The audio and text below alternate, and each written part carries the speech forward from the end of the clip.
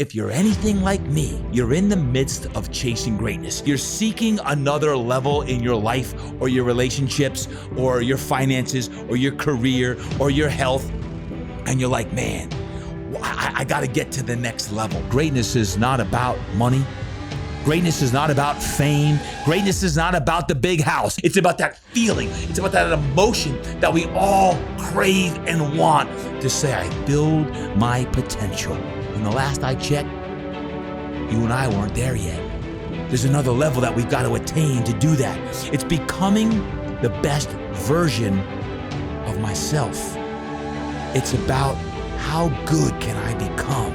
I know you might be on the bottom of the barrel, you might be at the top of the mountain. Wherever you are, there's always another level. It's time to go out and be great today. Welcome back to another episode of the Todd Durkin Impact Show. This is Todd Durkin, and I hope you are having a super spectacular day. As a matter of fact, declare it right now. Today, I'm declaring is going to be ... Fill in the blank as you're out there pounding the pavement, you're out for a run. Declare, make your affirmations right now, because this episode all on Chasing Greatness, heck, this last series on Chasing Greatness, the feedback that we have gotten, thank you so much. You're like, TD, I'm on fire. Oh yeah, I feel you. I see the social media posts. I see the shares. Thank you very much for that. We're going to keep it coming. We're going to keep it hot, but on the pursuit of greatness. When you're on the pursuit of greatness and you're chasing greatness, the stories you've heard in the previous episodes about chasing greatness, you've heard the highs, you've heard the lows, and sometimes you don't always know the story behind the story behind the story. And today epitomizes the story behind the story because it's a good friend of mine, someone who has been in Major League Baseball now for just over 2 years, but in pro baseball for over a decade, and someone I've been training since he's been 11 years old. His name is Daniel Camarena. Daniel Camarena. He's a pitcher for the San Diego Padres. And you're like, Camarena, how do I know that name? Well, it's probably because last year in 2021, he'll share the story of how Daniel Camarena, on his debut for the San Diego Padres, came in as a relief pitcher and got his first hit, which was a grand slam. Matter of fact, he set history because he was the first relief pitcher to hit a grand slam since 1985 and the first pitcher since 1898 to do it on his first hit. And he soon became known as the Slamarena. The Slamarena here in San Diego. He can't even walk the streets anymore without people recognizing him, except he just had a setback. Daniel came in here today just a few weeks out of Tommy John surgery. He was having a fantastic spring here, spring of 2022, and he had a setback while experimenting with a new pitch. And he's going to share that in today's episode of his pursuit of greatness. While he was trying to master a new pitch during spring training, felt something happen in his forearm and his elbow, and he just had Tommy John surgery, and he's out for the year. So why do I share? Because when we talk about chasing greatness, you got to chase greatness even after surgery, even when you're at your low of lows. Sometimes you've had your high of highs and you hit grand slams or get MVPs or you win the starting job and you have setbacks. And there's nothing like a setback that's going to give you a setup for a comeback. And right now we're officially declaring for Daniel Camarena that we are in the comeback season. Without further ado, let's join my friend Daniel Camarena right now, talk about his recent setback, which is going to be his setup for a comeback.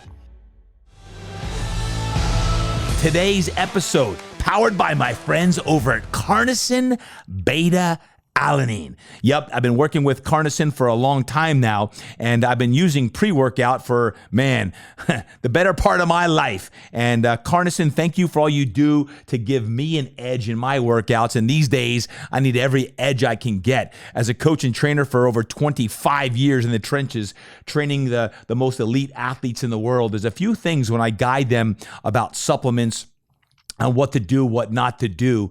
First and foremost, I always want to make sure that some supplement is NSF certified, one that is going to make sure that there's no banned substances in that supplement. And CarnoSyn beta-alanine, the logo that appears inside most leading brands of pre-workout, you want to make sure it says CarnoSyn to ensure that there's 0 banned substances. And CarnoSyn is backed by over 55 scientific studies. You want to make sure that you have CarnoSyn beta-alanine in your pre-workout if you take your pre-workouts to improve your strength, endurance, power, and of course, even your focus. 3.2 grams a day is what I take. If I'm really amping that up and getting after it, you could take up to 6.4 grams per day for even faster results. Do me a favor, hop over to CarnoSyn.com/TD. Yes, CarnoSyn built me my own page. I got a page there that you go there and got my little formula of what I take and some routines that you could check out, CarnoSyn.com/TD. And whether you go online and order a pre-workout or you order your CarnoSyn, know this, CarnoSyn beta-alanine is inside of major leading pre-workout brands, but I wanted you to make sure that CarnoSyn logo is represented. So thank you, CarnoSyn, for all you do for powering this podcast, and more importantly, for powering me as well. All right, we are back, and DC is in the house. Welcome back to the show. Thanks, TD. I think it was episode, we're going like 52. It was you, Steven Gonzalez, it was Brady Aiken, and here we are, guys, and it's May, as we record this, it's May, and you're not supposed to be here right now. No.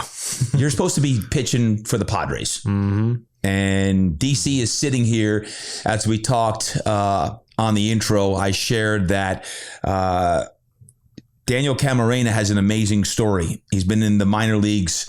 He was in there for 10 years, and then made his big debut last June 19th. The 6/19/21 makes his debut against the Reds, and then all of a sudden on July 8th, infamy, where DC here became famous or infamous with the Slamarena. You're like, I know the name Daniel Camarena. It's the Slamarena.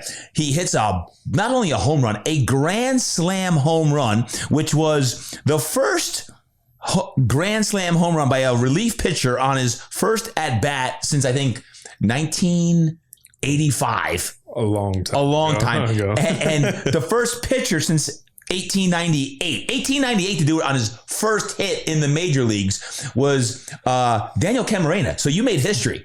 It was a dream come true. But here we are, and we're talking chasing greatness. And folks, as you're listening, if you're watching on YouTube, you can see, but if you're listening in, Daniel's got a big old elbow brace on, and he just had Tommy John surgery just a mere few weeks ago. Yep. And DC, welcome back to Fitness Quest 10. Thanks for having me. What the heck happened? Baseball, pitching. It's part of the line of work, I guess. Was throwing in spring training, was getting ready, felt really good prepared. Had another great offseason here with you. Yep.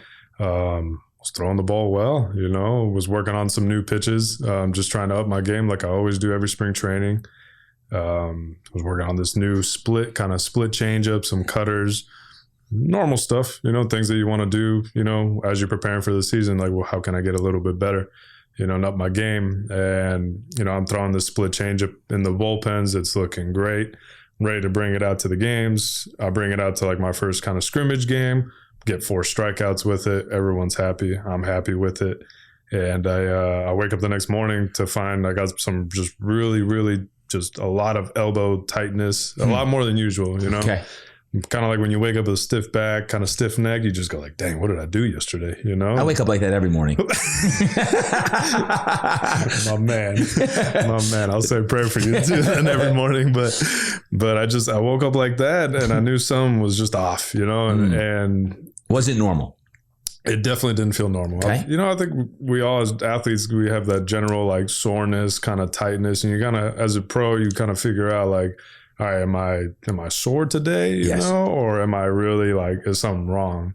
Is it sore or is it pain, right? Is it pain or is it just fatigue? Right. Yep. Kind of figuring that out, I think, is one of the biggest hurdles I think a lot of us go through in the pro side of it, kind of learning that. And so I went through my routine that day, and that's when I knew kind of like, man, something's not right, So talked to our training staff. We just kind of think, hey, you're just tight, you're throwing a new pitch. Maybe we'll just massage it, do some acupuncture, do the normal things to kind of stay on the field. Yep. I'll do that. And it wasn't getting any better. I think I was just adapting to it. I'm talking to my older brother, and that's when I told him, I was like, I can't tell if this is getting better. And this is like March, would you say? Yeah, March like of spring training here? Beginning of camp, February, as soon as March. camp just started, Okay. Like the lockout had ended. We're back. Everyone's excited. I'm excited. And like I said, my first outing out there, I'm like, God, something's not right. And then I go back out, I try and pitch some more. I don't feel at 100%, but I'm like, well, maybe I can just get past this. Maybe it's just some like spring training kind of soreness. Yeah. And it happens some years, We've had like 10 spring trainings. So not every spring training do you roll out perfectly every time in the season. There's some hiccups, there's some bumps in the road. And I get to like my first actual game, pitching against the Cubs. The adrenaline's pumping, their stadium's packed, they draw good fans out there. And I'm warming up, and it just feels like it almost feels like my skin's tugging like the whole bullpen session as I'm trying to get ready for the game. Okay. And I'm just like, man, what am I going to do? Do I just go through with this or not? Is this something I push through? And for me, I was like, well, I'm in my uniform. My mom just came out to the game. Oh my God. My aunt and uncle are here. Like, I got a lot of people coming out to watch me.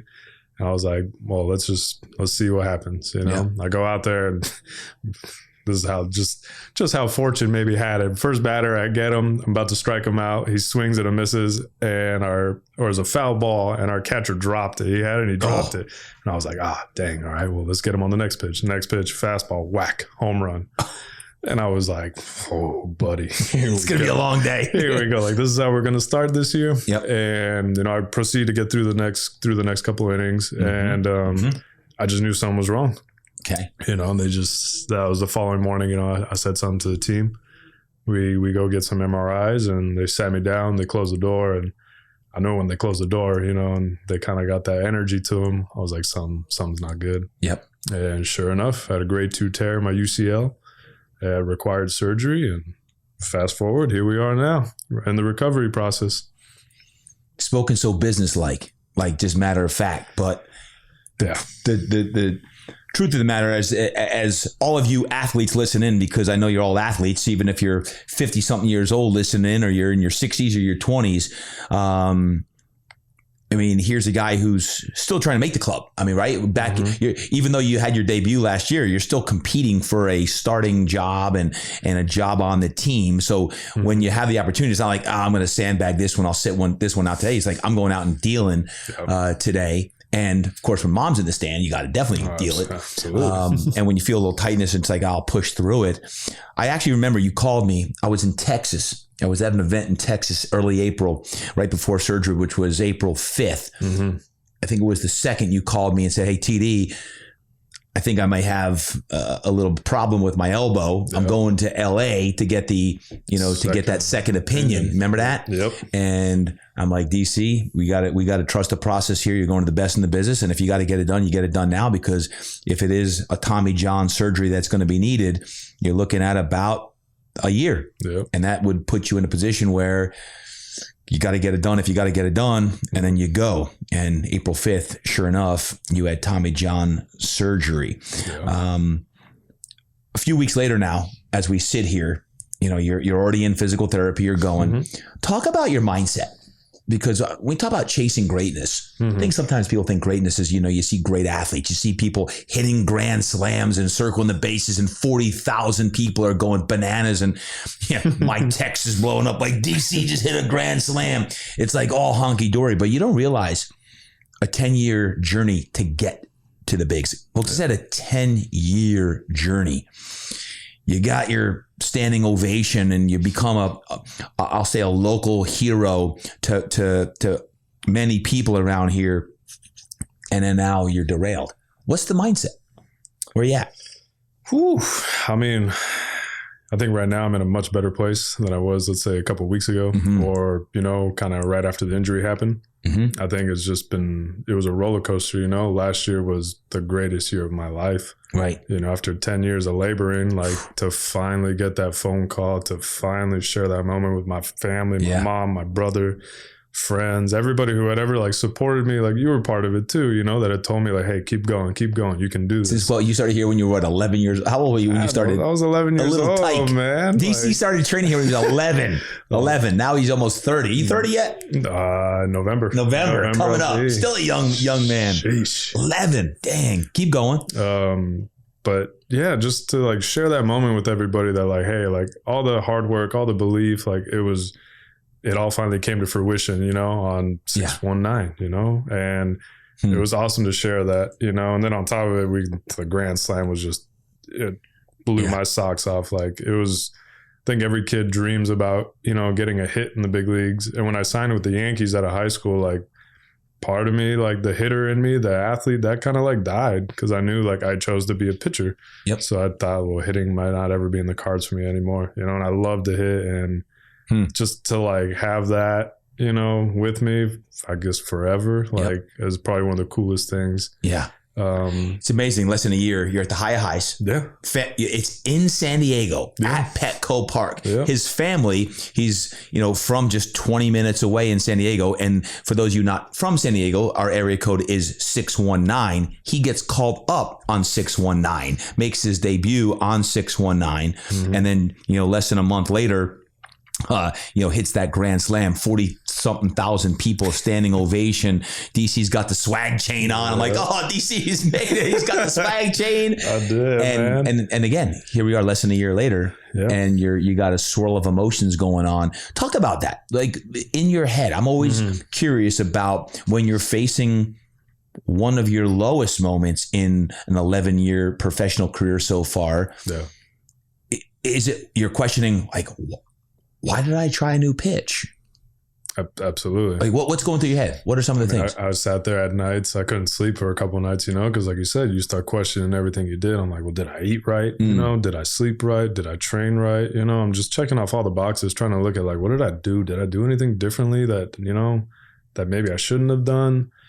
But I guess, you know, I went through all that, you know, kind of sifted, played the mad scientist, right? Or the detective, right? Try to go back and figure it. And I kind of just came to the realization, you know, one day of like, well, it's in the past. Like I can't change it. Yeah. I'm in this brace right now. Like I was in the cast, I couldn't sleep and nothing was going to change that anymore, you know? So it was just kind of like, I got to deal with it, you know, deal with it right now in this moment.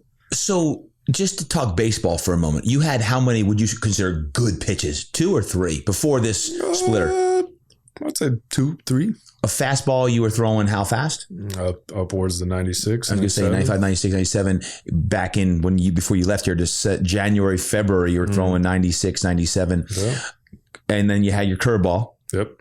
Old Faithful. Yep. And then what was it that said, is it a coach that says, hey, let's add something else to the arsenal? Is it, hey, in order for me to really make it, I'm going to have to add another pitch? What's that thing that in spring training, when everything's finely tuned, you say, okay, I got to add something. I'm curious about that. Kind of like the whole chasing greatness, you know, we're always looking to like, well, how can I take it up one level? You know, so my changeup, you know, it was good, but it wasn't great. Yeah. You know, and we're like, well, we have the technology now in baseball where like we have all these crazy machines and these slow-mo cameras that they can show you how the ball's coming out of your hand. Spin rate, speed, the way it tilts, this, that. So to make adjustments now is a lot quicker than it used to be back in the day. You know, like when I first started learning a slider back in 2013, it took me about a season and a half to really figure it out. With the technology we have nowadays, I figured out that splitter in maybe like 10 pitches. Yep. Like it's crazy the technology we have. So it was just based on like, you know, you're good. How can we get better, you know, with it? And we did find it, you know. So let me ask you this question.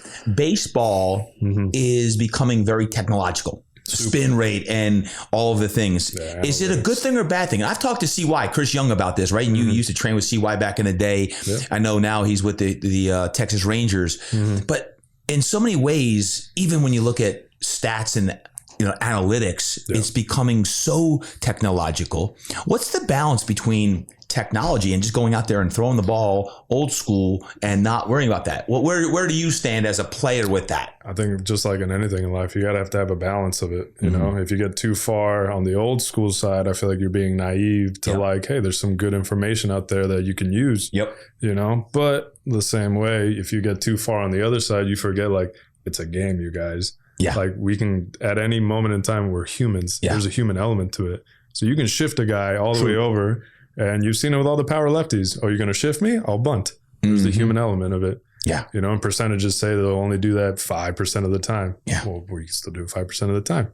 That bunt gets a runner on, might turn into a rally. Yeah. You can't predict, you know, I think that's why I fell in love with baseball as a kid. You know, that like every game was different, you know?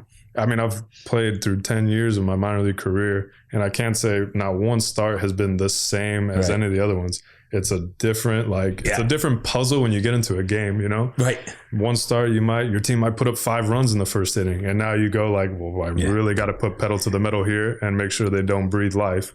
Some starts, you might be the one giving up 5, and now you got to hang in there and keep your team in it. I marvel 10 years. Folks, do you understand 10 years in minor leagues? I mean, you're riding buses in the middle of the night. You're eating, I don't even know what, fast food. Probably. They're pro athletes that are eating not good, like Lunchables. And Lunchables at 2 in the morning. 10 years, guys. This isn't a year or 2 or 3. It's a decade of grinding, chasing the dream, right? Of getting there. And it's, okay, you make it, and then you have this temporary setback here.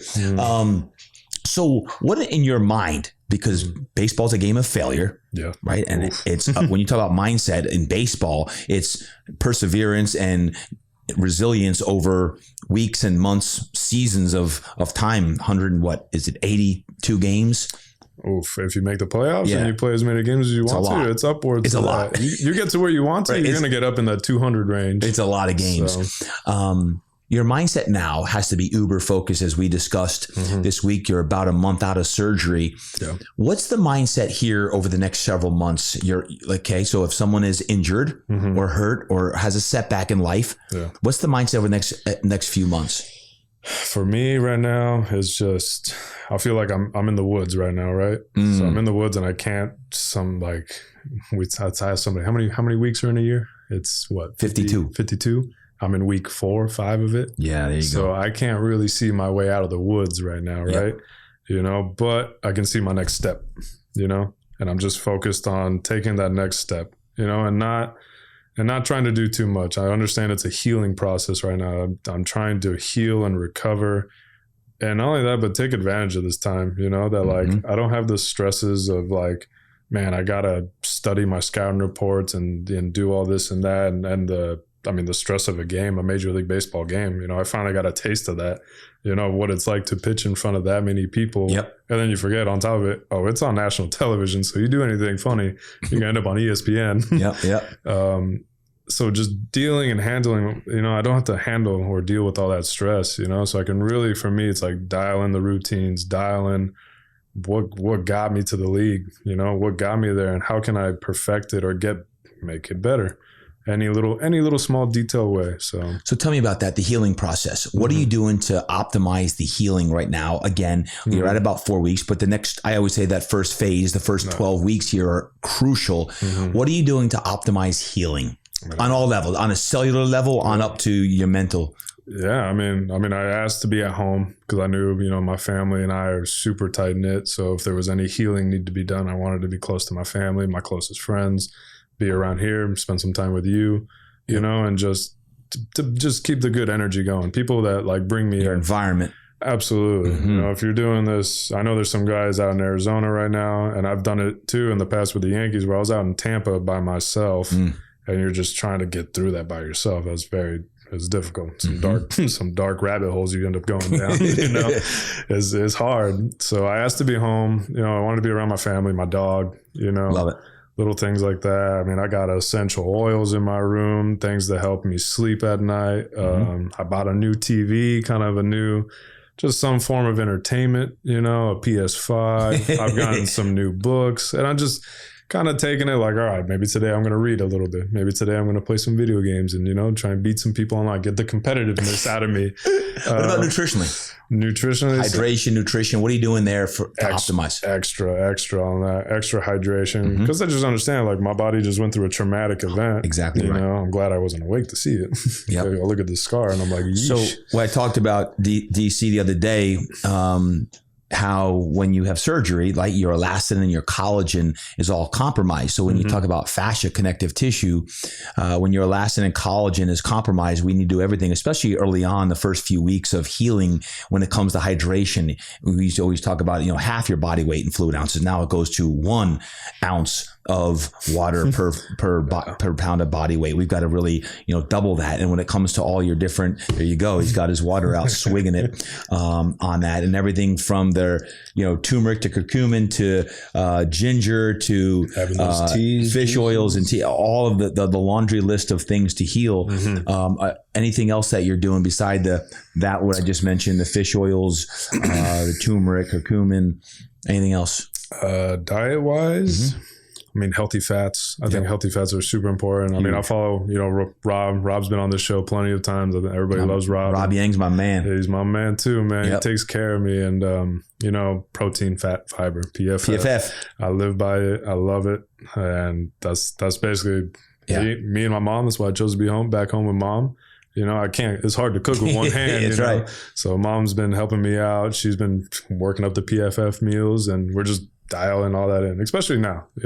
There was a point in time there, like a couple of weeks ago or before the surgery, where I was like, I'm going to McDonald's. Or you got almost mentally like, I'm taking a break. I need some soul food right now. I need a carne asada burrito. And I say, what's your favorite mom food that she makes you? Mom food? Like, what does she make that you're like, when mom make PFF? No, anything. Like anything? Mom, like, can you make these like? Oh man, hers are chilaquiles. They're like a Mexican breakfast, like tortillas in like cheese. They're like kind of fried. They're a little bit of egg. Never even heard of it. We need to tell Mama Camarena. We need to have Mama Camarena who's listening right now. Mama C. We need to get some of those up here at FQ10. I don't know that one. We're working on making a gluten-free, dairy-free. So there we go. That way Rob doesn't kill me. Okay. So also healing sleep. Obviously is important, right? That's when you're going to be recovering, regenerating on that. And then I always love, and we talked about this the other day, when it comes to healing and getting better. If you have an injury that's going to take, in this case, a year, but let's say it's 6+ weeks, I think having micro goals where you can measure them weekly, because hey, damn, don't just keep working hard. In a year, you'll be able to throw. And that's way too far away. How do we set micro goals that you say, okay, hey, in the goniometer, my range of motion is 2 degrees more this week than it was last Friday. And they're like, okay, I'm seeing progress, because that's what most people want. Most athletes definitely make progress. Am I getting stronger, faster? Range of motion, flexibility is getting better. Body work, you said soft tissue. And I know Rick is doing some great soft tissue work and training on that aspect as well. What do you think the hardest part's going to be in the next few months? I think it's just the repetitive stuff, having to do the same thing over and over again, but just trusting that, like, hey, if I keep doing this, and just like how every phase, I'm sure, the recovery process will get a little bit, is the word redundant? Yeah. It's the same as playing in the minor leagues sometimes, like we're playing baseball again every day. So being able to stay on top of that redundancy, and just not falling into that like lull or that kind of comfort, or we call it, right? Don't get comfy. Don't keep everything fresh and keep everything like just good over the next couple of weeks. In this morning's training session with Brett Rippon, quarterback with the Broncos, he was talking to a coach of his who was talking to Joe Montana, the legendary quarterback. Bill Walsh said to Joe Montana, Joe, are you giving it 100% on every throw in practice? And Joe said, of course. And Bill Walsh says, no, like, are you really giving it 100%? Like, are you on a practice throw? Are you throwing it to a spot and hitting them in the spot? Are you finding the exact location? Are your feet 100%? Are you visualizing the corner rolling into a certain, cover 2? He's rolling up. Absolutely. And Joe said, it could probably get better.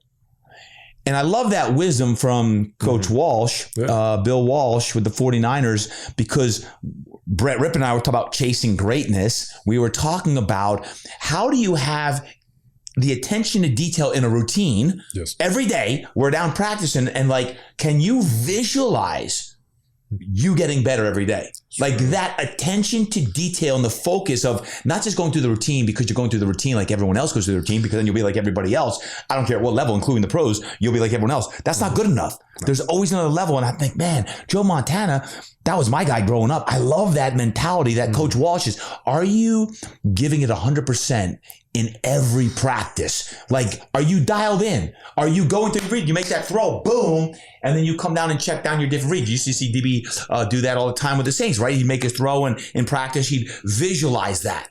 I think there's always another level. And even now when you're in a rehab, it's, am I getting better today? Yeah. Not, I'm just doing my rice bucket drills, or I'm doing my feet PT, I'm getting scraped. It's, you're visualizing that getting better and stronger, and you're doing the exercises to get every twist of pronation, supination. You're feeling every finger when you're doing your exercise. It comes down to that finite of, if you want to be great and you want to come back and not just be, hey, I made it back, but I'm coming back and being great. It's cool. That's good stuff. It is. It's humbling too, though. Like I said, I was working on trying to locate a 95-mile-an-hour fastball, and here I am just trying to, 100%. Can I touch these fingers, all in order? And but I love the thing about every rep. And it's so hard because even in the minor leagues, right? Because not everybody makes it. And a lot of us, like last year, when I was on my way to getting up there, like I would go out to practice an hour before everybody else to get my dry work drills in, an hour before everybody.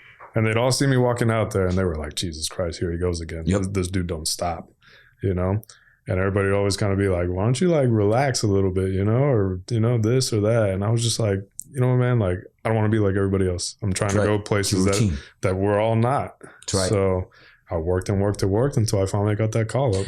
And I think that's also part of the warrior mentality. And it's often reminded to us as warriors in life. Mm-hmm. In life, we're all warriors, that warriors get hurt. Oh, yeah. Warriors get shot. Warriors get hurt. And it's what you do when you're down. It's what you do when you get hurt, when you get shot, when you have a surgery. Mm-hmm. It's you get back up. And we got to remind ourselves sometimes that we are warriors versus we all have that pity party sometimes. Like, what the heck happened, right? And I was talking about when we had that meal before you guys left, is how you have in this off season did everything, sacrificing, not going out and partying, and you're dialed into your routine with Tom, and here training with me and the guys. It's like boom, you do everything. Warriors sometimes get hurt. Right. I was studying here before our show, some folks who have gotten hurt and come back. Oh, yeah. Right. And not just hurt physically, but failure. You think about failure in life and come back and you don't know about their successes. Guys like Thomas Edison. 1,000 times he failed. That's a great one. Then creates a light bulb. 1,000 times. No one thinks about those 999 times he failed. Walt Disney failed multiple times. For lack of imagination. Lack of imagination. Abe Lincoln, nervous breakdowns. I mean, you go through Steve Jobs. Steve Jobs failed. Wait, what? Exactly. Oprah Winfrey failed multiple times. I was part of that. Got me out here to California. Michael King, Roger King sold Oprah before she was Oprah when no one wanted her in the 90s in New York City. No. Yeah. Now Oprah, Harpo Productions, and what Oprah has done, she epitomizes failure, overcoming, and creating an empire of greatness, of overcoming. We talk about chasing greatness. You're defined on the failures on that. Athletes. Breeze, we had him here just before, on Chasing Greatness. Peyton Manning was hurt, came back, won a Super Bowl. Tiger Woods, how many times has Tiger been down and out and hurt? Baseball wise, how many pitchers have had Tommy John? I was looking at this, how many pitchers have come back from Tommy John and had dominant seasons and careers in their 30s. Yeah. Heck, you're a young buck. You haven't hit 30 yet. We're getting there. Verlander, right? Verlander, there. David Wells, right here from San Diego, Smoltzy, Mariano Rivera on that. I mean, the list goes on and on of players. I'm going to add Daniel Camarena to that name, because as you visualize yourself and saying, hey, that's what greatness is found on. When I chase greatness, it's built upon failure or setback. Yeah. My question to you would be, how do you take the setback and make it part of your comeback? It's just it's part of the story, right? There you go. You know, you accept it. There you go. And you just think about, like, for me, it's just thinking about, like, how am I going to use this time to get better? You know, it was the same thing in the pandemic. And the pandemic, when I was having the greatest spring training of my life. Yep. I'm pumping 95 to 98 miles an hour. I'm striking everybody out. And, you know, I'm on the minor league side, and then they finally send me to go over to the big league side to go throw. And I'm like, this is my chance. And the next day, COVID hits. Everything gets shut down. I got no money left. I spent all my money training here, nutrition, this, that. I thought it was done. It was a wrap, you know, but I made that decision with my brother Louis, you know, of like, either you take this time, you're going to get better. Like, no, screw idling. Like, no maintaining. Like, no, I don't believe in that. I really don't anymore. For me, there's no such thing as maintaining. Either you're getting better or you're going to get worse. That's right. Which way do you want to go? And I had that hard decision, you know, hard look at that time. And I find myself in the same predicament here, you know, of like that same fork in the road, like screw idling, screw like just, let's, you know, go through the motions today. We're going to get better. Yep. I have, you know. It's interesting you say that, fork in the road. I'm doing this God-Sized Dreams coaching program right now, and I just led a visualization. I'll have to get you. It's fork in the road moments. Which way are you going to go? Oof. It's which way you're going to go. And I bring them down both ways. The left or the right. It's your choice ultimately. Right. And there's not always a right or wrong answer. It's which way do you want to go? Right? Which way do you want to go? But you've got to visualize it. You got to visualize going down that road on this path for the next, I'll say, 12 months of what is that going to look like, and how do you get through that? One of the things that we often talk about, DC, is iron sharpens iron, and having people in your life that lift you up or pour into you. And you've epitomized that, obviously, this offseason a lot with Justin Courtney, who's with the Mets. And you also have other people in your life who pour into you. Your brother, Louis, is one of those guys. Talk about your relationship with Louis, because he's been with you through thick and thin. He was the one on ESPN when you hit the Grand Slam. He was getting more FaceTime than you, and I was more excited than you. And I've seen him in your good times, and I've seen him really play a huge role in these tough times. Yeah. What's that like with having a brother like Louis? Man, I feel, how do I even put this into words? You know, Louis for me has been an older brother, a best friend, a father figure, you know, a coach, a mentor. There's just, the list goes on and on and on and on. Yep. But he's always been there to show me the way, you know, through his failures and through his successes, to kind of show me like, hey, like, I guess when I was younger, I just made the decision. I was like, do I trust my brother and what he's saying, you know, or is he just... And he played baseball, right? He did. Yeah. He did. He played junior college ball. He played high school with Mark Pryor and Carlos Quinn. Yep. And Louis could throw the heck out of the ball. Like, you know, he could throw it. He liked his activities off the field, and he made sure that was part of the trust issues. He told me in high school, he's like, kid, you're not missing anything. He's like, I promise you can stay away from distractions. He's like, you can do all that on your own time. He's like, I promise you're not going to miss anything. Kids, did you hear what we just said? Stay away from distractions. From Uncle Louis. I promise you. Uncle Louis. You ain't missing anything. I promise you that. And, you know, I trusted him on that, you know, so in high school, I put my head down and worked, you know, and I got to where I wanted to go. And that's just kind of been the relationship we've had, like full trust. I can talk to him about anything. Yep. And I can go to him about anything. And it wasn't always that way too. You know, like there was a time and place where like I signed my pro contract, and Louis didn't play pro ball. Right. So it was kind of like, for the first time, kind of uncharted waters. Like, dang, I don't have my guy who's told me which way to go every way. Yeah. You know, and it wasn't until back in 2018, you know, because after that, I kind of told him, I was like, I got it, bro. I'm a pro now. I got this. I know what I'm doing. And until I put my ego aside and I talked to my brother and I talked to my mom and everybody in my family, I was like, I need your guys' help. If I want to get to where I want to go and be great, I was like, I need help. I need my coaches. I had Louis start coming back into my life and coach me. Like if I was 12 years old, I was like, I need you to crack the whip on me again, man. Yep. I came here, you know, I sought out, you know, training here with you and Fitness Quest because I knew, hey, if you want to go do it right, you come here. If you're not here for the right reasons, you ain't going to last long in this gym. I promise you that, you know, and I sought out Rob Yang, you know, and Robert. And I was like, all right, just building a team. And like you said, iron sharpens iron. And it's written on my dad's tombstone. Yeah. You know, he said, I pray that, you know, all you guys surround yourself with good people. And that's just been a family motto of ours. You know, another one from Louis has been, we don't complain. We don't explain. We find solutions. So again, in this moment right here, it's the same thing. I'm not going to complain about it. Can you repeat that again? Because people are putting in the notes section of the phone. Yes. Wait, say that again, Daniel. from Uncle Louis, more wisdom from Uncle Louis here. We don't complain. We don't explain. And we find solutions. And from my dad, it was, you know, just surround yourself with just good people, you know, and you know good people from just their energy and people that bring you up, you know, that help you become better. True.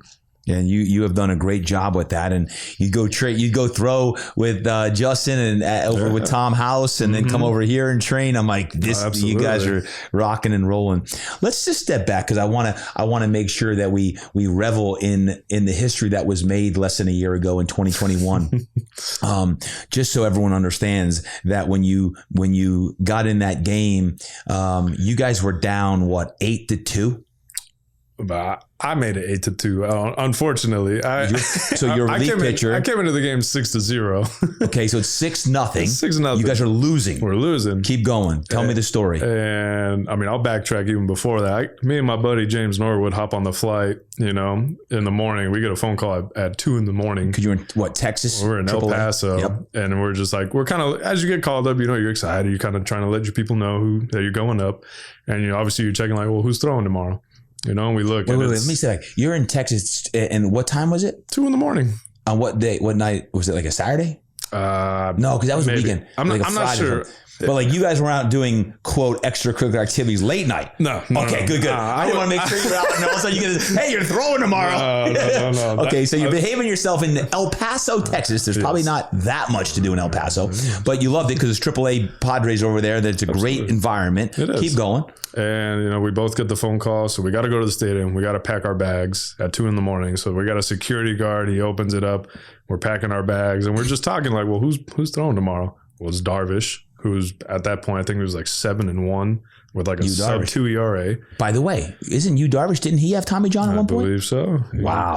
Part of that He's list. throwing dimes right now too. He is. Okay. He's nasty. Yep. And then the guy pitching for the Nationals, Max Scherzer. So we're looking at that and we're going, oh, snap. We're like, these are like 2 Cy Young candidates right now at this point of the season, about to go head to head. Yep. In Petco Park at like a 4:00 start. 4:00 start in Petco, there's shadows that like make it near impossible to hit. Right. So we're thinking like, this is going to be like a 1-0 game and these two are going to go at it. Well, fast forward, right? I don't really sleep that night. I have a timestamp in my phone of like, I parked my car at the El Paso like airport at like 5:30 in the morning. Okay. Mind you, I got the phone call at 2. So I'm like, I'm not going to sleep. Like if I go to sleep, I'm afraid like I'm going to be out and I'm going to miss my flight. So they'll call you at 2 o'clock in the morning and say, you need to get on a plane. Yeah.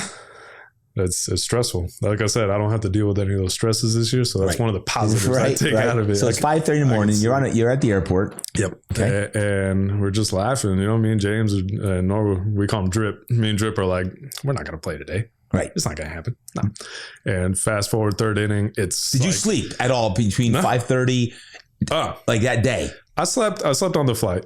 Okay. So you got about an hour or two. We went to like Vegas. I took a quick nap. And then from there, had some like breakfast. Or I don't even think I had breakfast, actually. No, I didn't. I slept again because we walked onto the plane to San Diego. We land in San Diego around like 10, 11-ish. Okay. Clubhouse opens at noon. So I went to a little coffee shop in the gas lamp. I was like, I need something. So I got a acai bowl and a coffee. Okay. So I'm running. By the way, no one knows who you are at this point. No. I could walk around downtown at that point. You're just another guy. And maybe in a full Padre uniform, and ain't nobody going to know who I am. And it's July 8th in the morning. Okay, yes. Keep going. And so I'm just getting ready for the game. More so, I'm just trying to keep my dang eyes open. I'm putting eye drops in. I'm trying to loading up on caffeine. Yeah, and obviously the adrenaline of a big league game is starting to hit as the game's getting closer. Stretch is coming out, and we're just like, man, I'm excited just to be there, and I'm going to watch Darvish and Scherzer go at it tonight. And the first inning goes around, they hit him around a little bit, and everyone's kind of starting to move around down in the bullpen. We're like, he's fine. Just one inning. It's a bad inning. He'll bounce back. Next inning again, he gets smacked around pretty hard again. Third inning comes around. Again, he's grinding, battling. They call down. They're like, hey, he's got a hip injury. Get Camarena. He's coming into the game. You're like, wait, I can't. I just got off a plane. I'm tired. One eye open right now. I'm not ready. I look at Norwood and I was like, why did we have to open our big old mouths, man? If we God. You had that moment of like, why did I say anything? Oh my gosh. So, but adrenaline's kicking in. I'm like, I'm getting into a big league game. 6-0. You're down. We're down 6-0. Okay. And at that point, I'd been back and forth between the big leagues like that whole week. Like I went to Philadelphia, didn't pitch, went back to El Paso, and then they called me back. And I went to I don't know where we were, somewhere else again, didn't pitch, got sent back. Wow. And then this is the third time back and forth within a week. So I missed a start, hadn't thrown in about a week. And I was like, well, this is nice. I'm warming up, getting ready for the game. First guy, I can't remember how he gets on. Trey Turner comes up and he hits a home run off me. So now it's 8-0. And I'm just pissed at that point. Yeah. I haven't thrown in a week. I'm running on no sleep.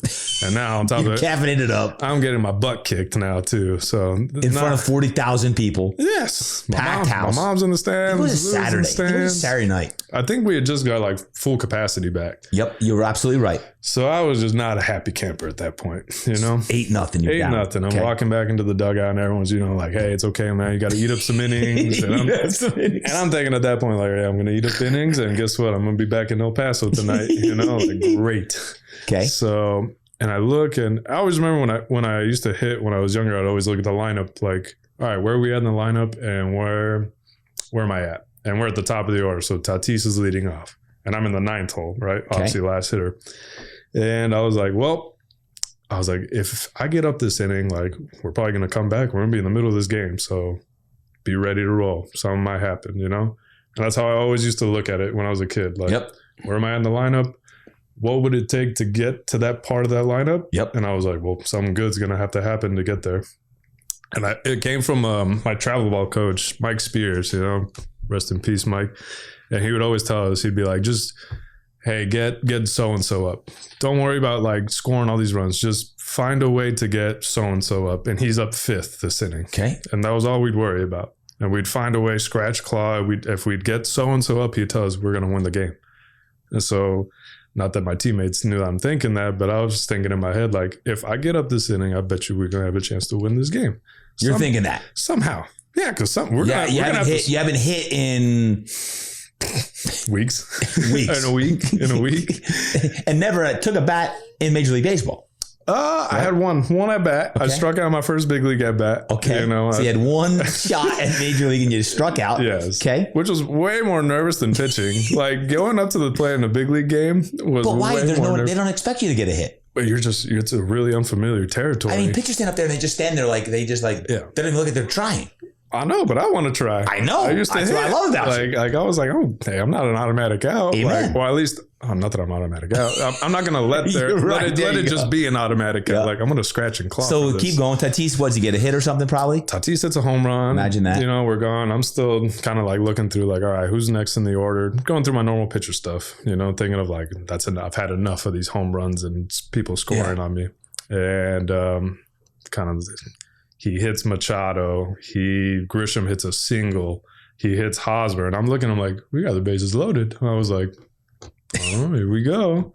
And I was like, well, the rest of the guys, we're going to score runs. If it gets to me. And who's pitching? Max Scherzer. Scherzer's still on the mound. Max Scherzer's pitching. But in my head, it's just, hey, it's a game. It's a game. Scherzer. I know. It's just super irrational thinking. Okay. And before I know it, they're like, hey, you need to get your bat and batting gloves and helmet, So they run to the clubhouse.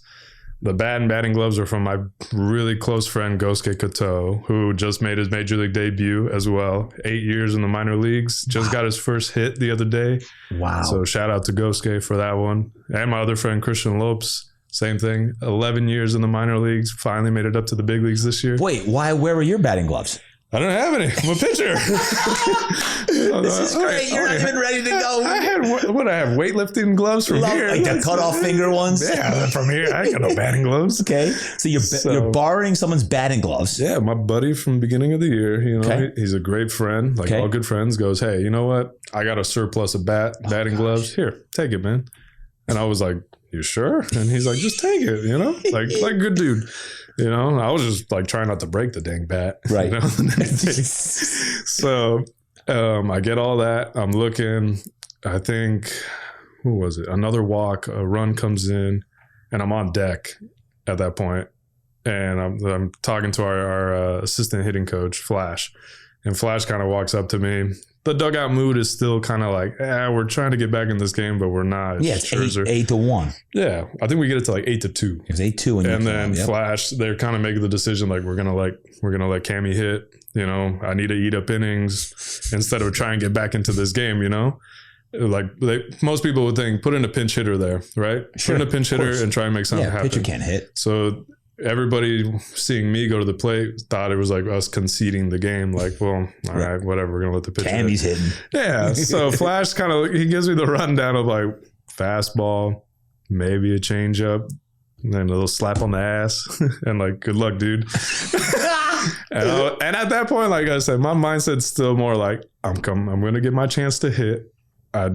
It's not, in my mind, it's not Max Scherzer. It's not, my second big league at bat. It's just a baseball game. Yeah. Like it was in the backyard against my brother. Yep. And Caratini strikes out, and I look and I was like, all right, it's time. Now batting. Yes. My walk-up song plays. What was that? It's El Rey from Vicente Fernandez. It was from my dad, Okay. And so I'm thinking about my dad, kind of like, all right, let's go to war. Let's go do this. You're walking up to the plate. Oh, yeah. Scherzer's on the mound. Scherzer's on the mound. Two different colored eyes. I see it, 60 feet, 6 inches away. Oh, yeah, he's got two different colored eyes. And you can see it. You can see it. And this dude's staring me down like I'm like if I'm a piece of pitcher, meat. get out of here. Yes, like I'm gonna come eat your lunch. And was it loud in there then, or it's like you're down 8-2? It's not even a ball game. People are like more interested in their peanuts and Cracker Jacks. You can't really like hear. I guess I couldn't. At least I was well focused. I'm not hearing. It's just kind of like background noise, Yep. And my mindset and just going into that bat was I was like, if I'm gonna hit anything, it's got to be a fastball. So let's just take one. Let's see one fastball. I'm willing to give up a strike. You come in, you bat lefty, throw lefty. Yep.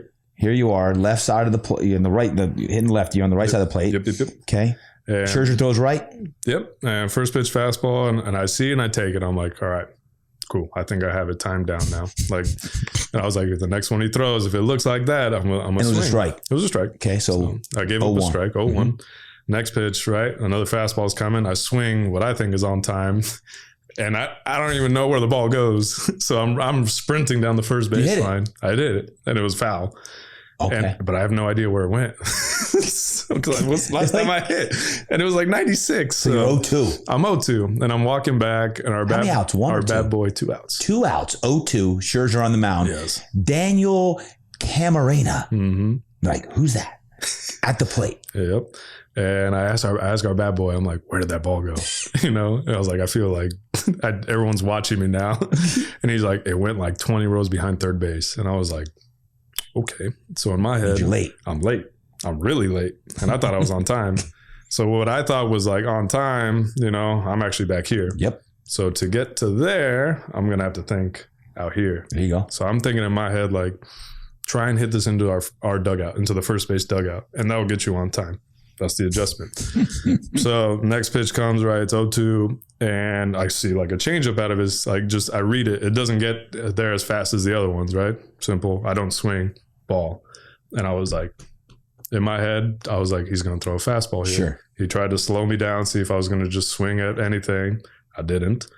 And I was like, he's going to come try and blow my doors off. He's 1-2. He had that look on his face too, you know, of just like, I'm about to light this radar gun up with everything I got. Just like any pitcher does, you know, if I got the pitcher up in the same scenario, I would have done the same thing. Down. Yep. So I was just thinking of like, what would I be thinking on the mound of this scenario? And I'm like, well, let's get ready for this fastball. Let's try and, if I see it out of his hand and I read fastball, I'm swinging early, you know. He picks up his leg, I pick up my leg, put my foot down. Here comes the fastball. I swing and I make make contact. And to my surprise, like I didn't feel anything off the bat, you know, just like it's a clean, like I hit it flush. And I start looking up and I just see this ball rocketing to right field. And I was like, no, like, and that was probably the first word in my head that went off was like, no, like, no, absolutely not. There's no way this is happening. And I just start booking it like, I just don't know what to do, you know, like you're just sprinting. I'm sprinting. I don't even see the ball land.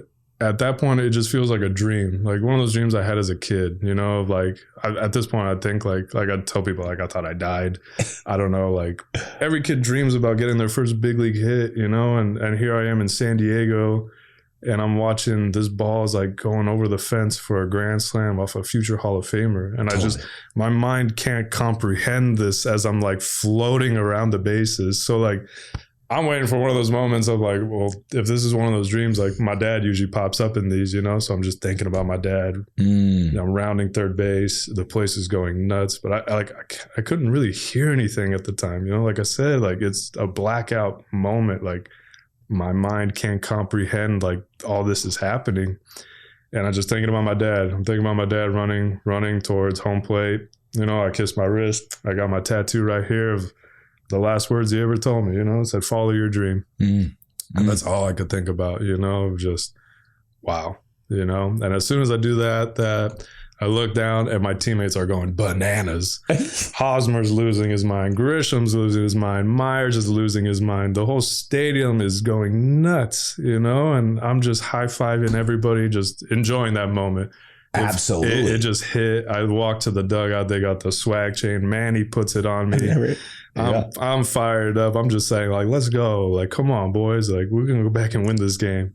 And high-fiving through the dugout is just greatest moment of my life. And it was 8-6. It made it 8-6. By the end of the inning, we got it to 8-7.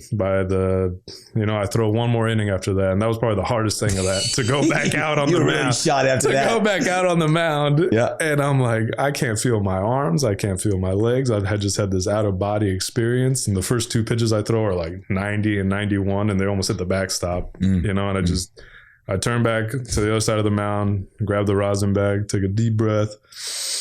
I said, all right, that's enough. Let's go. Let's get back to it. You know, boom, 5 pitches later, 3 outs, back in the dugout. They tell me that's it.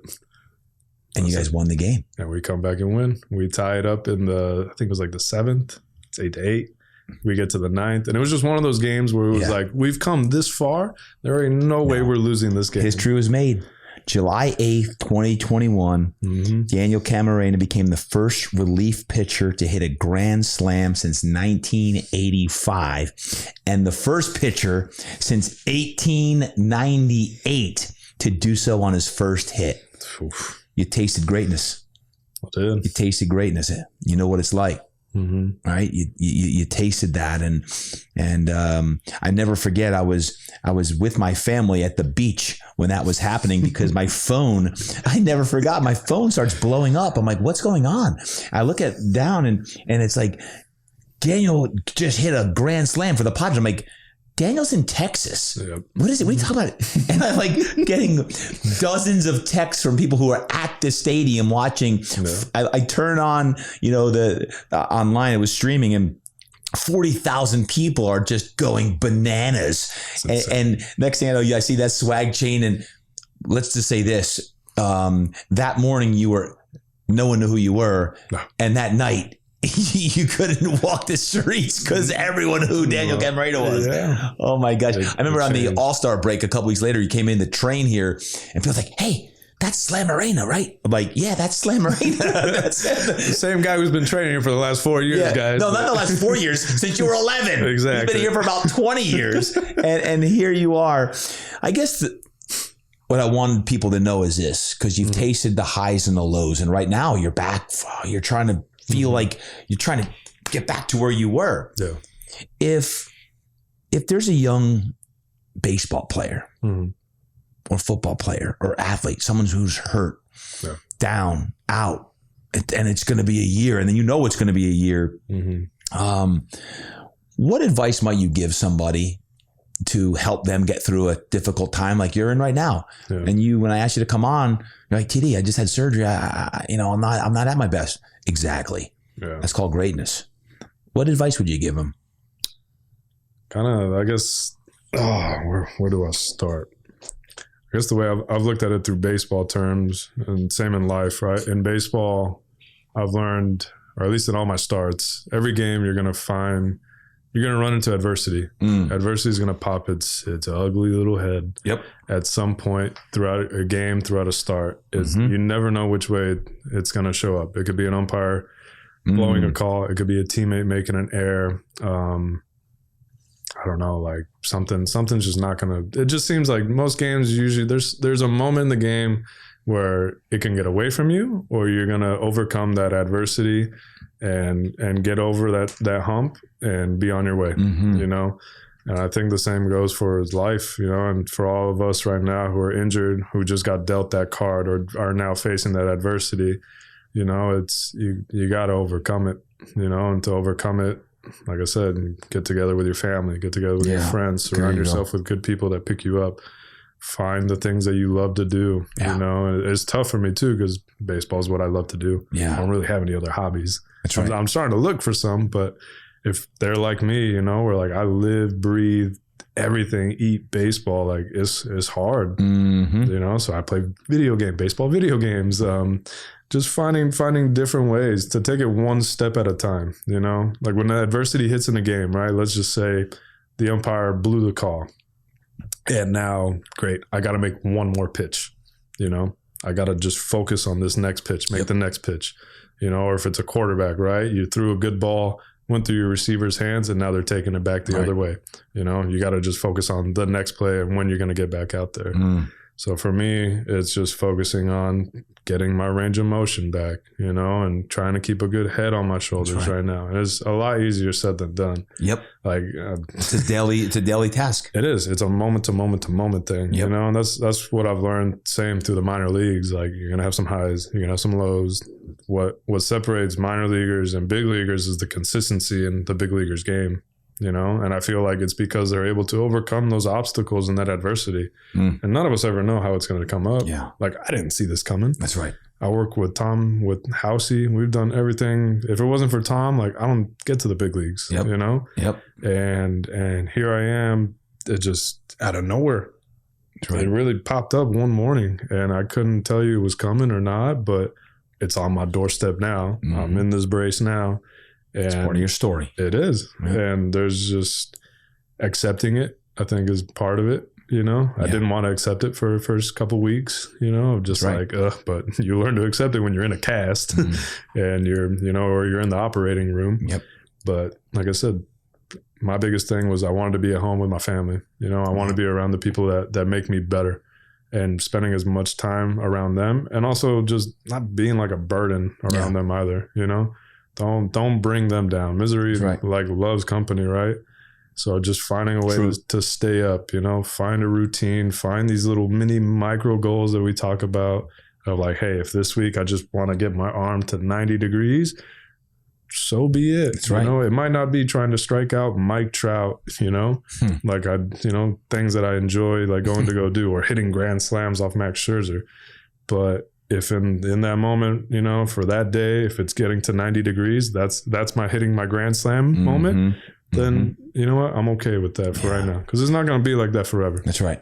I would say this for anyone who's struggling right now, kids, athletes, you know, someone who's suffered a tough loss, going through a divorce, financial, whatever it may be, is this, find a way to train. Yep. When you're hurt, find a way to train. So sweat. Sweat is really good, right? So I say it practically every darn session here on the episode, but what? Motion is lotion, movement is medicine. If you got a bum elbow right now, then go do some body weight walking lunges. Get out there and move your body. Go for a walk. Go out and get a hike in. If you got a bad knee, find a way to get your upper body in. Move, because it's tremendously great for your body, and also get your mind right. Get your mind right. So are you reading books? Are you listening to podcasts? You've got to double down on your mindset, because your mind will crush you and tell you you're not good enough. And if you're going to have a pity party for yourself, which you're allowed to for a short while, but tell yourself when the pity party's over, give yourself a day, a week, a few weeks, whatever it is. But then sooner or later say, okay, I'm going to flip the switch, snap the band, and get my mind right quick. And then you got to go and you got to flip that switch and then do what DC was talking about with finding an environment where you can thrive, finding people that are going to lift you up during the difficult times, and know that you will get through this time, and visualize the success that you're destined for, because that is imperative. And which I'll tell any of the kids I coach, like the high school kids or college or youth or pro, if it's going to be, it's up to me. If it's going to be, it's up to me. What does that mean? Ultimately, you're going to put yourself in a situation that allows you to get back to where you want to be. So it's not about the coach. It's not about the trainer. It's not about the teacher who's not a good teacher or not a good coach, or the referee or the umpire who blew the call. Nope. I'm going to take the onus. I'm going to own this, and I'm going to do something with it, because it's really easy to find excuses why something didn't work out, why something happened. And we can always find excuses why. But I want us to have this ownership mentality of our own destiny, to say, if it's going to be, it's up to me. And some of the visualizations and meditation I do with my younger kids is say that over and over. If it's going to be, it's up to me. Stop blaming the darn teachers that the tests are too hard and you get too much homework. Do the homework. Exactly. Get the test done. Yep. Sacrifice going out on a weekend. If it's going to be, it's up to me. You say you want to go to a good college, then do the work that's going to be necessary to put you in a situation that's going to allow you to go to a good college, if that's what you desire to do. Oh, you want to be a pro athlete? Oh, really? Are you willing to actually not drink, not smoke, not party, and do what you need to do to be the athlete that you say you want to be? Because everyone wants to be a pro baseball player or a pro football player or a pro tennis player or a soccer player or lacrosse player. Everyone wants to be great. But when you're chasing greatness, not everyone wants to actually pursue the sacrifices that are necessary to put you in a situation where you're going to actually do the things that are necessary to get your mind right. That's what I'm talking about. And that's what I want to have Daniel on today to talk about. Sometimes you do taste really big successes. Maybe that's the only success you need. That for him on July 8th, that's going to be what he tastes. That's going to allow him to get through these next 11 months now, almost 11 months, to say, I'm going to get back to this level and better. And I'm going to taste it. And I'm going to have years of success, because I have a decade in front of me still here that's going to allow me to do what I'm designed to do. Mm-hmm. So when you say, if it's going to be, it's up to me, say that and mean it and do what you got to do. And Daniel Camarena is a great example of what it takes to pursue greatness. Heck, he was doing that when he was age 11. Now, almost here at 30 years old, almost 20 years. Can't believe that. Almost 20 years. But the last 10 years in the minors and the last year started to taste it. It's the pursuit of what it's all about. It's the pursuit of excellence. It's the pursuit of greatness. It's the pursuit of being the absolute best you can be. That's what it's all about. And that's what Impact is about. Daniel, thank you so much for being here today. Thank you. Any parting words for our folks today when it comes to chasing greatness? Oh, man. Any parting words? I mean, I think I tried to give you guys everything I had. I try to give you every last sprinkle of wisdom. But if you're ever around here at the gym or see me, don't be afraid to say what's up, you know. And if you're at a visiting ballpark next year in the 2023 season, yep, and you're out there and you're in a different city and you're heckling the San Diego Padres or some other team that Daniel Camarena is on, make sure you don't heckle him. Now that you know his story, make sure that he is a hero to a lot of people, and that's what it's all about, is understanding the story behind what makes a person tick. And we talk about live a life worth telling. The story about what's your story. The story of Daniel Camarena is special. DC, thanks for being here today, baby. Keep chasing greatness. Appreciate it. Thank you for having me.